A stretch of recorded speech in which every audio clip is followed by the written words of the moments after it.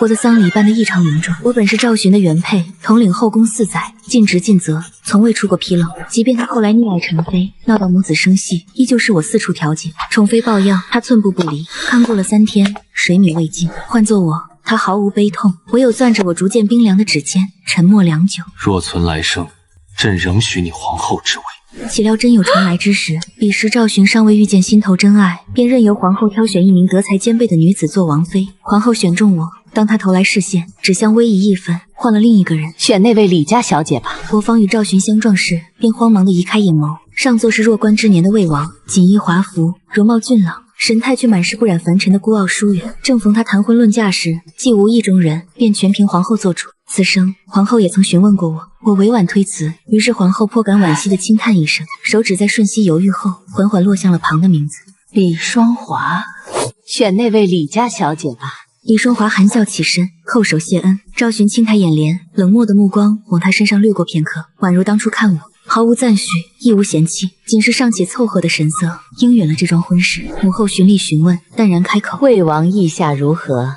他沉默道：“只要不是挚爱，谁做正妻都行。”全凭母后。步出宫门，阴雨连绵不断，水洼积聚一处，映着模糊摇曳的身影。我轻提伞面一角，同水影中及笄之年的我凝望，刹那间如梦似幻。赵寻一诺千金，他既允诺同他的良缘定不可反悔，我终不必忧思而终。记忆犹新的是，我离世那刻，吊唁者络绎不绝，百官跪拜宫阶，命妇跪于内殿。偏偏陈妃缺席，她身子娇弱，唯恐沾染病灶。赵寻守在我榻旁，攥着我冷透的掌，四肢衣摆遮掩了我的手心，满是温润。我双目微垂，费力地思索该交托的后事。若需重选皇后，便立李贵妃吧。她老成持重，并不知苛待陈妃。到底我存了私心，其一，虽同李双华明争暗斗，但我敬佩他，他此生追求便是权柄巅峰，我甘愿送他这一程。其二，我内心深恨陈妃与赵寻，他凭平民之躯入主，无后侧妃，朝堂之内引发剧烈动荡，忠臣进谏，家父的私信更送至我掌中。恰逢岁末，后宫诸事繁杂，我正怀有身孕，由于职责，只能硬着头皮去劝谏。门外大雪纷纷，他唯独传见了我，终归看在未出世的胎儿上。屋里暖意融融，他脸色阴沉，傲视苍生，目光低垂，仅对我说了2句言：“皇后，连你也要逼朕？哈哈哈！你身所功愧，哪里懂？朕万幸遇一般，甘愿交付真心。”我呆住了，极其难为情地攥紧衣角。真心原是我也曾有的。嫁与赵寻那年，我刚满16芳华，喜帕被揭起时，对上那对清冷深邃的眼眸，我内心泛起阵阵涟漪。此后做了3载魏王妃，及3载中宫，同他相处和睦，始终以礼相待。我曾认定我俩之间终归是有情的，我过度悲切，未察觉足底沾染了积雪，此刻化作水渍，满地潮湿。离去之际，我不慎在殿前跌倒，无奈只能静养保胎。这次意外令赵寻破天荒撤回了圣命，那少女未获封号，心性不稳，竟公然叫骂那位皇后。本以为她贤良淑德，想去请安，孰料魏祖暂3上位，竟拿腹中骨肉做局，这般心机，真令人生厌。他实在不该触碰我的痛处，我强撑病体，将其传唤，责令掌嘴20。他面颊高肿，掩面哭泣，跑出门外。赵寻闻讯后，火冒三丈，为替他出头，当即册封陈妃，以此护他周全。我与陈妃就此结下仇怨，但并非故意针对，是他辱没中宫在前，若不惩戒，以后何以统领6宫？我对赵寻说明了原委，他听后仅是淡然一笑，笑中透着些许讥诮。你若想示威，大可对外谎称已罚过的，又何须真罚？我的心瞬间收缩了一下，猛然醒悟到，面前之人不仅仅是君王，他亦能成为他人的靠山，甚至会为了外人令我难堪。此后陈妃专宠后宫，众位妃嫔皆要退避三舍，我无计可施。我终日忧虑，总会联想到那些失宠被废的先后。赵寻绝非庸主，他大权在握，掌控众人生死。我先前惩治陈妃，他就责难我，若将来挡了他的道，我不忍设想结局。我郁结于心，身体亦日日衰弱下去。孕期7月整，陈妃再次冒犯了我一次，她臂弯搂着宠物，没来由地说了句：“娘娘，故技重施可是会失效的。”我眉头深锁，命人将她遣送走，闭门谢客。奈何已晚了一步，恶犬骤然发狂，咆哮着向我扑来。虽有人挺身相护，我仍受惊不小，摔倒在地。赵寻抵达时，李贵妃已下令将她扣押，陈妃哭得楚楚动人，细嫩的手腕被抓得淤青遍布。她哽咽道：“妾身也不知为何，娘娘见我便倒，还命人处死了我的犬。”赵寻将她搀起，满腔怒火向我走来，认定我又在借腹中子构陷。他进门时，仅看到侍从端着一盆盆血污撤下，我难产而动，婴儿仅活了半天，尚未来得及赐名。我沉睡了3天，赵寻陪伴了2周。垂死之际，我察觉他凑近我耳畔低语：“是朕糊涂，是朕错信了他。只要你睁眼，任凭你如何处置他。”我终归是挺过来了。醒来后，打发走伺候的人，拿把刀去找陈妃。4月的季节早已不再寒冷，我却依然止不住全身打颤，甚至拿不稳刀柄。卫兵没敢上前阻拦，陈妃瘫坐在地上，发髻散乱，满眼都是恐惧。只要几下，我想她就能给夭折的孩子陪葬。这致命一刀终究没刺中，远处的一支冷箭飞射，直接射穿了我的手。弓就在赵寻的手中。陈妃看他来了，翻身而起，狠狠踢向我膝盖。他钻进他怀中，满脸都是死里逃生的委屈。赵寻推开了他，抱起我：“印珠，我懂你的悲痛，可他还不至于偿命。”我耗尽了力气，像断线的风筝，软绵绵地倒在他怀抱里，泪水像决堤的洪水，不停地顺着脸颊滑落。陈妃被软禁了，没旨意不准出，是赵寻在偏袒着他。我的毒药也根本递不进。我明白命不久矣，开始交代后事，想说的早就说清了，对赵寻仅留一眼：“立李贵妃为后。”他听完点头应允，指尖轻抚我脸侧的碎发，眼神里的无助和心碎一闪而过。他沉默地注视着我，很久才说话：“那我呢？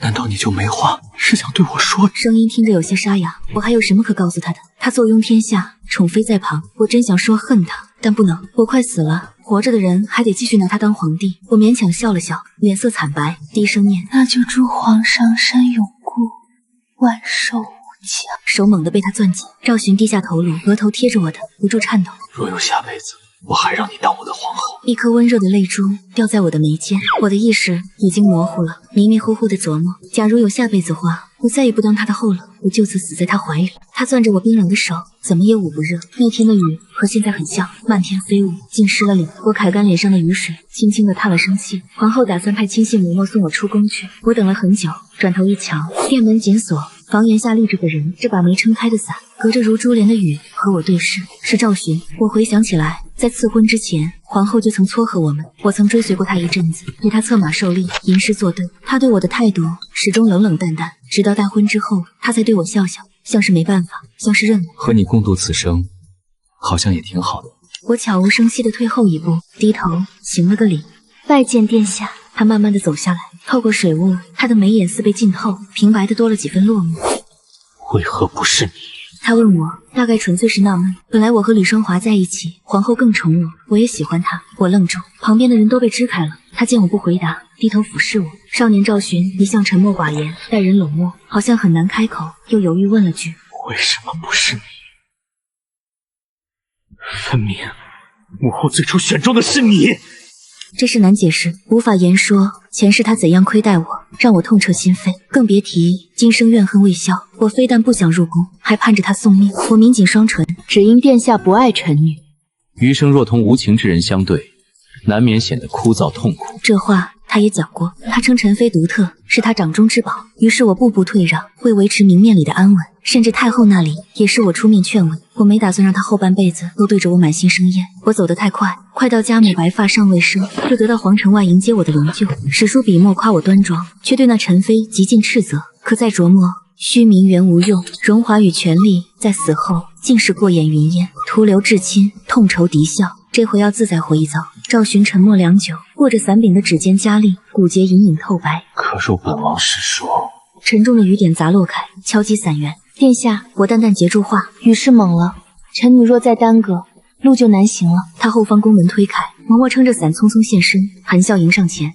殿下，娘娘及李家小姐正在屋里候着。他转头望向我，看我已有纸伞，便递来一条手绢，叮嘱我注意沾在衣上的水渍。我知谢拿走。赵寻言语受阻，就此作罢。视线在我身上短暂停留，便收回目光，随后迈步踏进殿中。宫门半掩，皇后同李双华闲谈的笑语传出来，好像在议论赵寻。她浅笑一下，顺势接了两句：“嬷嬷待我离宫，公道悠长，只有身份尊的显贵方可坐轿。”我行了一段路途，巡旅被打湿，显得颇为局促。嬷嬷扶我进车厢，忽然叹息一声，意有所指的叹：“姑娘犯傻呀。”魏王殿下对姑娘生了恻意，老奴全瞧在眼里。是动情吗？不过是我性情大变，他难适应。但我明白他是番好意。众所周知，皇后没嫡子，格外看重魏王和齐王，储位空悬，魏王居长，几率最高。我指尖勾起帘幕，向他温婉地笑了下。我志不在此。我提前进了家门，大家无需细问，心里早有定论，怎会落选了呢？我祖父位列3公，家父又是御前红人，才学样貌均无可挑剔，如何让李双华盖过？家母牵着我的手，言辞闪烁的劝解：我儿莫要伤心，世间好夫婿那么多，寻个豪门贵族也是极佳。我轻摆手，讲是我主动推辞。我淡淡道：我不想入王府，我只想要个德行出众的夫婿，若无缘，不嫁也罢。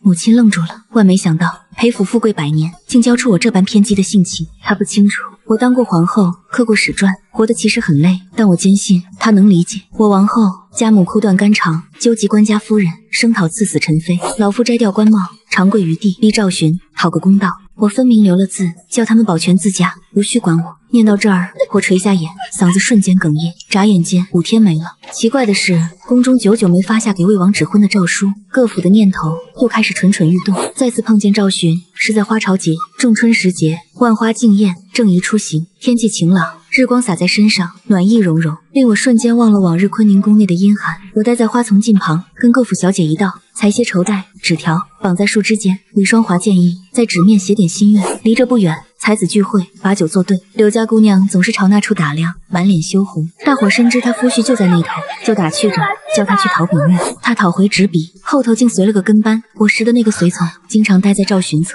跟班端着一个酸枝棋盘，态度谦卑，满脸讨好，盘子里放着文房四宝。此乃殿下赠送给裴家2小姐。这般厚待，令在座者无不惊诧，我却呆立原地，感到那棋盘烫手，接也不行，推也不是。往昔是不曾有此事的。四下传来了讥笑。难怪魏王殿下久久没表态，竟然是瞧不上李儿。李双华腾地起身，冰冷地扫视大家，席间沉默了。他恼怒挥袖离开，我接过托盘，随手搁置，冷淡回一句：李二姑娘深得皇后青睐，陪伴左右，哪是你我能够相比？他步子太急，我快步赶去才追随。我不晓得如何劝慰，只在他耳边喋喋不休。你已经做得很好了，不用在意别人的闲言碎语。前世我内心压抑，全靠他劝，奈何志向各异，没法感同即同身受。他救赎不了我，我亦帮不了他。我们行了一段劲，他沉沉地叹了一长声，拽我归位。罢了，若是逃避，反倒显得被戳中痛处。我裁了纸条，他提了点词，跟花神祈祷。我一落笔，成了他的墨宝。临近正午，宾客退却，赵寻向此处行进，停在盛放花下。他个头挺拔，瞬间扫见我的纸条，稍稍偏头，低声送了出口：故地重赏，幸而无风雨，春鸟报平安。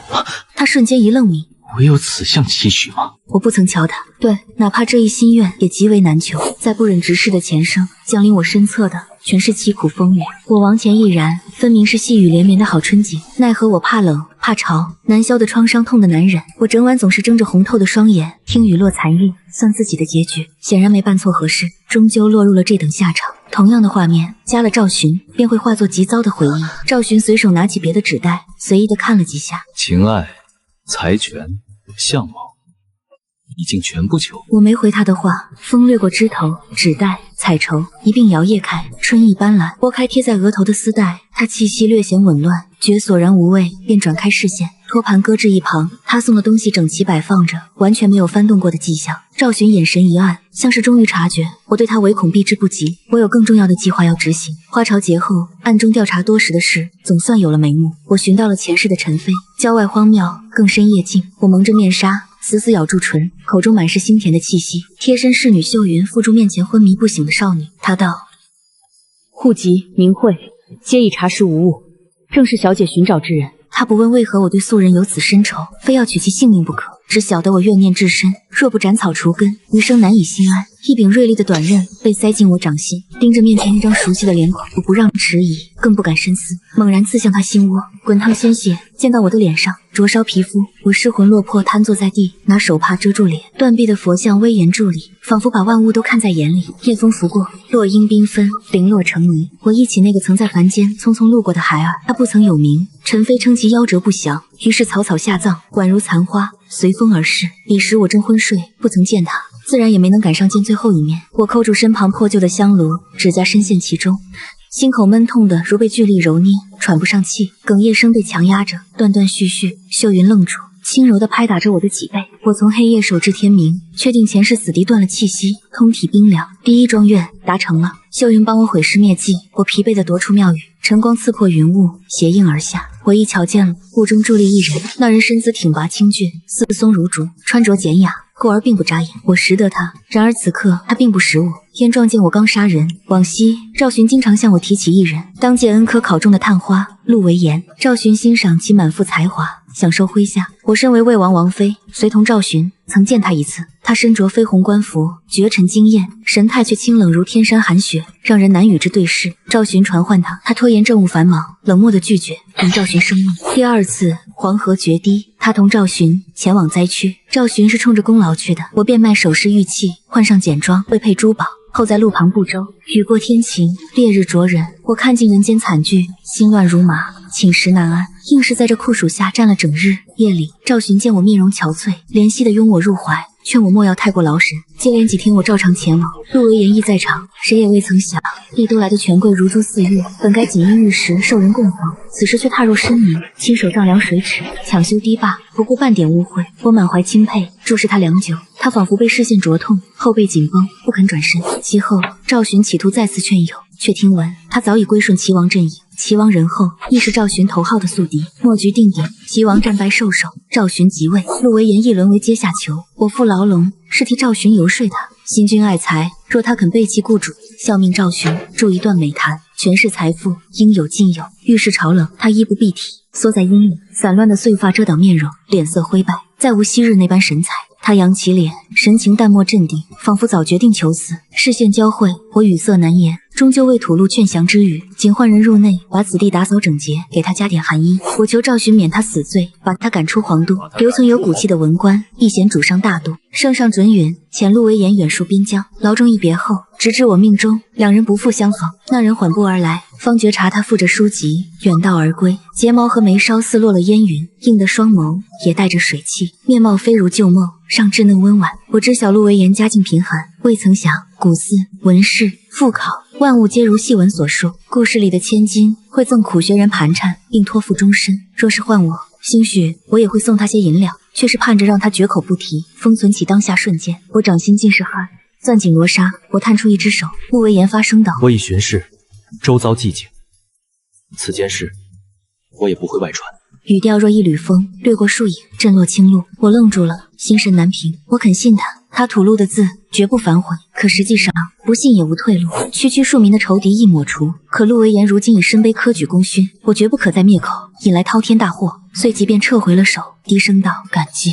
厉貌的薄愁似残云，我瞧不透他的脸色，他似乎轻勾唇角，旧事便宛若残红随水，消散不见。除了咱三人外，再无人晓得。仲春科考，家母挂念我未定的良缘，常开玩笑，想让家父在榜前挑婿。中宫亦焦虑不安，他再选了一群秀女，但这回赵寻更严苛了，阅尽红颜均不满意，总觉得不妥。传言他梦到一个女子，那人显贵出身，温婉体贴，言谈软语温言，素来善待仆从，两人同甘共苦，相敬如宾，琴瑟调和，幻境细语无声，垂杨袅袅。他始终瞧不见她的容，行转倍感空落。端庄秀丽的元女满京城，但谁敢立誓言挑中的人能陪她共赴艰险，这辈子永结同心呢？娘亲忧愁地凝视我，梳理着我的长发，身世显赫，秉性柔情，总觉得魏王上记挂着你。我摇了头，掩藏起袖里染过血的五指，双掌冰凉，始终捂不暖和。我何来善良呢？我刚取人性命，将来还要再除一人。接榜那天，我登茶社中，任李双华拽着关状元巡街，他求我务必观赏，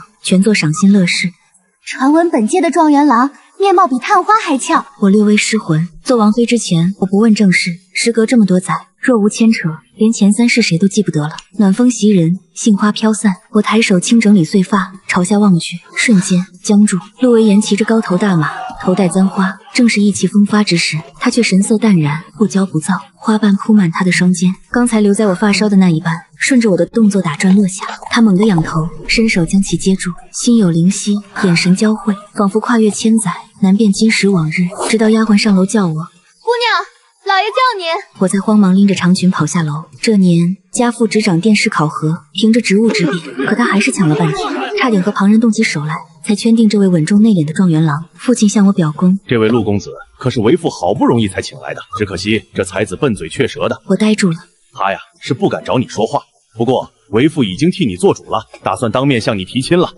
这木讷寡言是不假，可人家的奏章那可是文采斐然。害怕和我交心吗？我仔细回忆，大伙都说陆大人长得极好，但性子孤傲，宁折不弯，偏偏他唯独怕见我，每次都慌张地躲开我的视线，如同遇见洪水猛兽。琼林大宴没开，陆威严已经落地，站在侧旁，背影伟岸，气质非凡，指尖似乎颤得极凶，掌中落花不停抖动。他低下清冷的眉眼，耳根像簪花般绯红，语气满是紧张。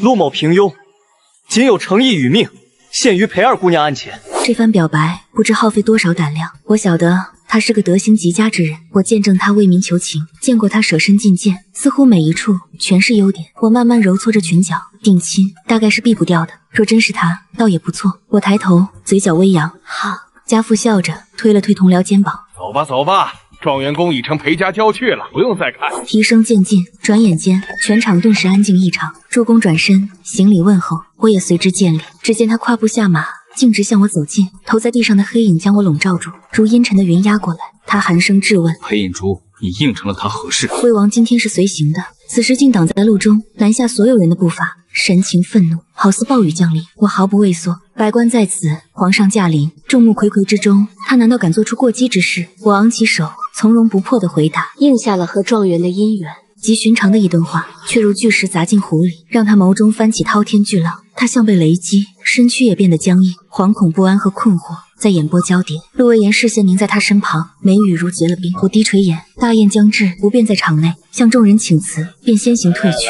琼林宴沸沸扬扬，听家父提起新科状元年轻才俊，圣上满心欢喜，在酒宴里给我同陆威严定了亲。魏王魂不守舍，不知何故，不慎摔碎一个酒杯。我和陆威严的婚约终成定局。他送来大批聘礼，既有圣上的赏赐，也有重金求来的名画。他跳过翰林院，被皇上直接封了官职，领到了官小，礼单越来越厚。我翻看名册，心中倍感意外。前世他始终孤家寡人，赵寻曾跟我打趣，像这种性格，真结了婚，不晓得是何模样，眼里只有公事，当他的内人估计会冷清寂寥。我如今才明白，他虽非家财万贯，却愿掏出全部，献上一腔赤诚。趁休假之时，我和陆维严出游，溪水环绕，残花飘零。他执长桨撑起木船，我侧目瞧去，才发现他那双手掌很大，棱角分明，难怪前世干过苦力，也拉过长弓。陆维严被我看得略显局促，船头偏了，往岸边撞去。我俯下身去，风掠过斗笠，轻纱擦过他的面颊。他睫毛抖了抖，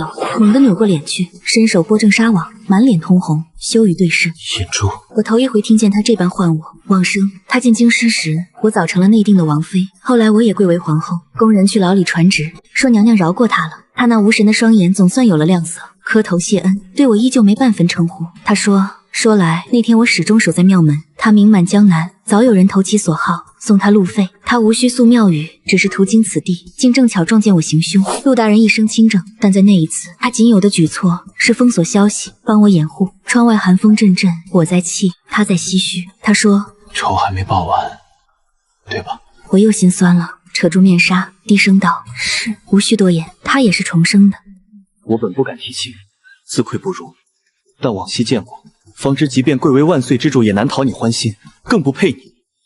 重活一生，我摘得头魁，又获你阿爹器重，这才敢放手一试，求引珠成全。舟晃晃悠悠，漂泊半个时辰，总算落地。我把手搭进陆维严的手里，拽着裙角从船头迈下来，正碰上魏王的车队。他始终候在当场，望着我们紧牵的手，神情狠厉。赵巡言，他全部想起了。他想起我是如何辅佐他的，不单是点点滴滴树立威信。兵变那天，我也在他左右，共赴患难，不紧逼。引珠，你为什么要待在他人身侧？他当天的发没打理，又是骑马飞奔过来的，极乱。更衬得这人神色阴恻恻，没了往昔高贵。众陆维严喊：“早知你存了这份贼心，本王就不听引珠的话语，把你挫骨扬灰。”这最后几字说的极沉，果然恨透了。陆维严毫不畏缩，平静地正视着他。水上有风，脑后的丝带呼呼翻飞，如剑光。殿下，格局早就变了，胜负之术还不一定。重生一次，他不是帝王，尘埃未定。倘若齐王上位，要受碎尸万段之刑的，正是赵巡。赵巡双眼布满血丝，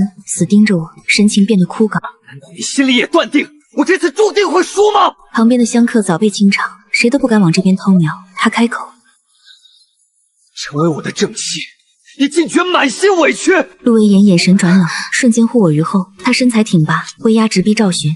王爷谬矣，这种事何必再问？直至身死，我当了赵寻7载王妃，循规蹈矩，从没对他动过怒。他总觉自己待我不薄。后宫之内，我执掌凤印，即便有宠妃想取而代之，也动不了我的位分。临终时，我祝他长生喜乐，他许诺相约来生。他深信这是极重的事业，只要重逢便会续缘。我仍是他唯一的后，哪怕他明明察觉我的绝望，却理所当然的无视。当年的话皆是逢场作戏。我盯着他，看残花在他身旁坠落，天光已沉。我愿你，赵勋，此生宁愿老死不相往来。我只想守护在侧之人，对他的言语不掺一丝真情。赵寻面上的表情一点一点崩塌瓦解，他脸色煞白，满眼惊愕的连连退后，身体摇晃不止，几乎快要跌倒。我转头望向陆维言，眉眼含笑：“咱们接下来去哪儿？”去寺院里喝下婚帖。我与陆维言测完八字，定下大婚之期。赵寻终究无计可施，他现在才懂，曾经我多无助，空有名头，表面体面，可上面压着皇帝，没有准允，半点主都做不了。赵寻跪在紫宸殿前，长久不起，一捆竹书摔向地砖，蹭过他的眉骨。胡闹！你竟想强抢臣子之妻，这事休要再提。若再敢放肆，就遣送你回蜀地。这是极重的训警，意味着痛失储位。我大婚那天，赵寻缺席喜宴，圣上更不准陆维言邀他入场。他待在京城名气最高的酒肆，把自己喝到烂醉。这回醒来，总算认清了。的确，不管如何，对他而言，权位才是最要紧的。他落寞，我正是良辰吉时。往昔赵寻对外谦和，对不满的正妻冷淡；陆维言对外严厉冷峻，唯有看到我，再没了敢于直言的胆色。不过3两句便满脸通红，整日担心我会嫌他乏味。我微醺之下，揽住他的颈项，朦朦胧胧地问：“你是从哪刻起钟情于我？”陆维言答：“见你出面，灯火摇曳，衬得人意乱，混淆了宿命与今朝的边际。”我傲娇地嗔他：“陆大人当真大胆。”他喉头耸动，自知那时心思名为妄念，温柔缓慢地扣住我的手心，俯身压下，眼中星光炽热灿烂。陆某还敢更加放肆，行吗？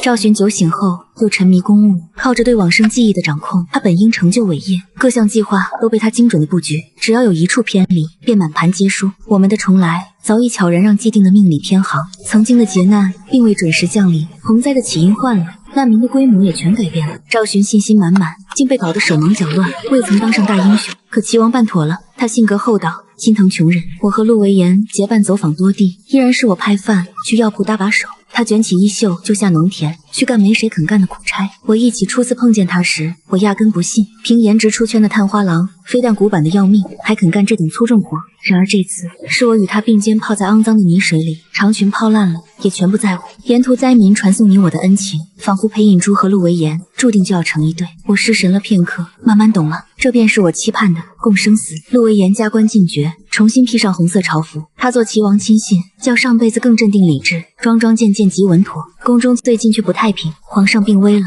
较前世发作更早，一如前世那般突然毙命，未曾留下圣旨或只言片语。齐王早就防着了，赵寻当然也一样，挑起了兵变，血战半天，赵寻跑了。他虽落入下风，好歹当过皇上，极清楚皇城的构造，还有唯有天子才懂的绝密通道。齐王十分愁恐，未能永绝后患，容他卷土重来。我道：“我清楚魏王要往哪儿躲。”齐王瞥我一眼，极其震惊，又瞧瞧陆维言。陆维言神情如常，他道：“我领兵跟着你。”我寻到了赵寻，久未碰面，他也愁眉不展，面容枯槁了。他战袍染血，仿佛已到绝路，身旁的亲卫全死，可宫外尚有旧部接应，他护住自己就有胜算。我目光温柔：“赵勋，我能够领你逃。”寻常的一声话，月光皎洁，映亮我的长发裙摆，正似从前我伴在他身侧的光景。我说：“我不愿你死。”他慌乱地望来，眸里竟泛水光，惊喜、震撼，仿佛被触动。他以往也是这般赐我微光的。他道：“陈妃，凭我发落。”然而他竟一剑穿透我的手，